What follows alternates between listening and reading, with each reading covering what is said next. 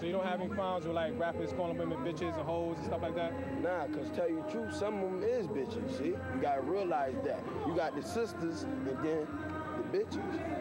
Huh? You know? You got the sisters. Are you saying that those are the bitches? Uh-huh. What makes those the bitches? Them the bitches cause you see how they dress. Just look how they dress. Sisters don't dress like that.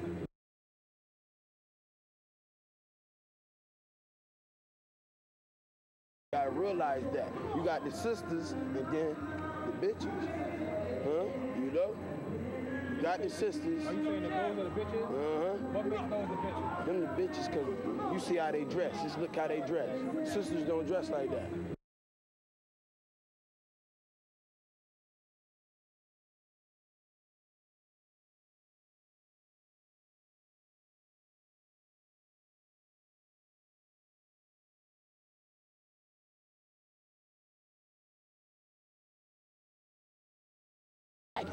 I called the women over to see what they had to say about being called bitches and hoes because of what they were wearing. It's because we want to enjoy the weather and have on some nice shorts and a nice bra. That's just like a panty and bra set, you know what I'm saying? Do you feel like men sexually objectify you? That's a man for you, though. So you don't have a problem with men who objectify you at all? You know what I'm saying? Or that focus on your body parts? That's their opinion. That's their problem. Okay, how do y'all feel about images of women in rap music? Well, if it's not really directed towards you personally. It's just what they saying. Sex sells. If you don't take offense to it, then hey. Do you have like a problem with dudes referring to you as like bitches and hoes? But I know he's not talking to me. I know what I am. Let's describe a certain female.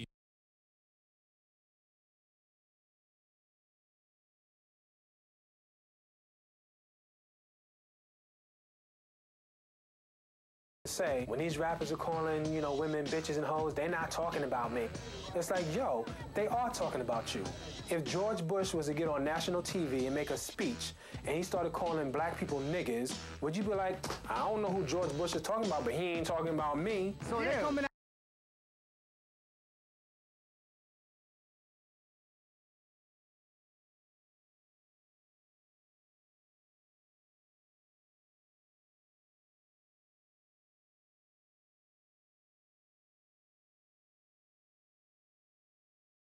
Those images are everywhere as well. Those images are in advertising, those images are in movies, those images are in TV programs. The really negative thing about music videos and about advertising is that that is the only way in which women are presented. I think it has a lot to do with boys figuring out early that girls are there for us to sexually objectify or to be our plaything.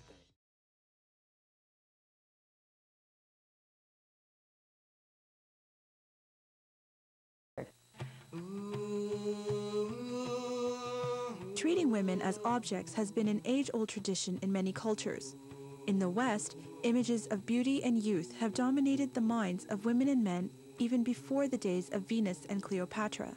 We know that women are so affected by the images that are portrayed of them in magazines, on TV, all around them that show the perfect woman, the ideal woman, and inevitably they compare themselves to that woman. This is what I find very ironic, that we try to seek liberation, that women here try to seek liberation through other means, but really they're not truly liberated because they're not psychologically liberated. They're still worrying about what do men think, what has the latest fashion designer, who is almost always a man, what has he designed for women to look good in this particular season. Therefore we find that young women attempt to be things that they're not. We find a lot of bulimia. We find a lot of anorexia. So health issues are paramount when you begin to take those images as part of the way we ought to be. Many Muslim women see their mode of dress as a form of freedom from our unrelenting obsession with the female body. Stressing the profound worth of the inner person, Islam reduces the importance of physical and material factors that often act as a barrier between people and an obstacle to true belief. You begin to focus more on who you are inside as opposed to what you look like on the outside. That doesn't mean that you don't give beauty its place. Everyone, I think beauty has its place, but I don't believe it's the main goal for any human being, male or female. The respect you get from basic society. I'm sure there are a lot of misconceptions out there and a lot of stereotypes about Muslim women, but still when a lot of the non-Muslims see hijab, it's almost like an instinctive feeling of respect for the hijab, maybe because it's different and it's something they've never seen before, or I don't know, maybe they just realize that it is something to be respected. For me, this is very sort of important to who I am, because it's something that I feel is my right as a Muslim woman, and I feel that I feel a lot stronger, you know, dressing Islamically, covering, and it's something I'm very proud of. Rather than spending all day sort of preparing yourself for putting that body out there in front of public view, is your body in good enough shape? Is your hair the right color? Are your clothes fitting you the way that show that body off? You're preparing yourself in other ways. You're preparing yourself mentally, spiritually. Of course you want to be healthy, but your priority is not how you appear to others. Your priority is who you are, what you have to say, how you will affect others.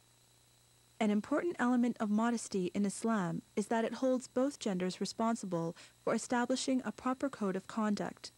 This holistic approach promotes cooperation between men and women rather than confrontation. I think the Islamic approach to modesty is very practical. Actually, I think it's more than practical. I think it's deeply wise. God has created this attraction between men and women. It's something natural, it's something normal, but within a certain context. And taking that into account, this is why I think the onus of modesty is placed on both. Both men and women are individually responsible for their actions, and both will be accountable on the Day of Judgment for what they do. It means that the space between men and women is very wide. And it means, therefore, that if I'm a man or a woman, across gender, Islam prohibits the touching, the gazing, the leering, the slurs, the jokes, the remarks, which are demeaning or disrespectful to man or woman.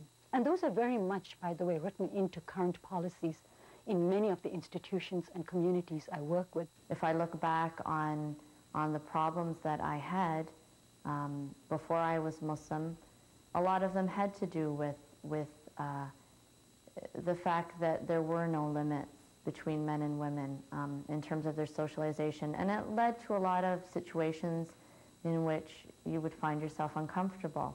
Those things are solved in a Muslim community in which Muslim men and women observe those limits.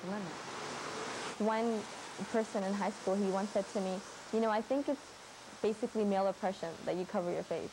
And I said to him, well, if I'm oppressed, shouldn't I feel oppressed? Another traditional form of hijab for women that's been part of Muslim society from the earliest days is niqab, covering the face. This was also the practice of the wives of the Prophet.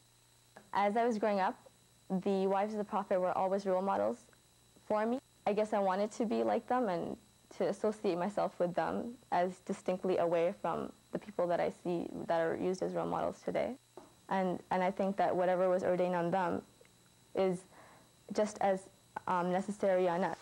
Honestly, I don't feel oppressed. And this is something that I did totally by choice. Zahra Fido coordinates classes for Muslims with hearing disabilities. In most cases, as a matter of fact, the hijab has been a benefit and a good impact on the things that I wanted to do. For example, when I was learning sign language, I attended a night class 3 times a week, and I had many people, many members of the classroom come up to me and tell me how I have such a high self-respect for myself and such a high self-esteem, and that they felt so comfortable being with me at all times, which made me really feel good, because I never thought that they would actually come up and say such things. But it amazed me that these non-Muslims had actually respect for me, because I was wearing hijab and I was obeying the rules of my religion.